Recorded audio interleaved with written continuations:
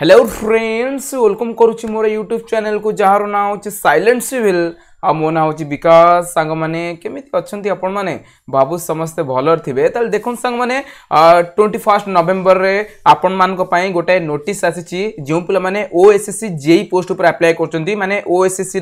Combined technical services recruitment examination ऊपर apply करछंती सेमानकु एठारे गोटे इंपोर्टेंट नोटिस दिया जायछि कि सेमानकु वर्तमान डिप्लोमा सर्टिफिकेट मैंडेटरीली अपलोड करिया को पड़िबो माने वर्तमान आपण जदी जेई सिविल पोस्ट ऊपर अप्लाई करिया को चाहुचंती माने जूनियर इंजीनियर पोस्ट ऊपर अप्लाई करिया को चाहुचंती ताले एठारे आपण मानकु डिप्लोमा रो सर्टिफिकेट अपलोड करिया को पड़िबो। बहुत सारा पिला मान मन में डाउट थिला से माने बहुत सारा कमेंट करके मते पचारुथिले कि सर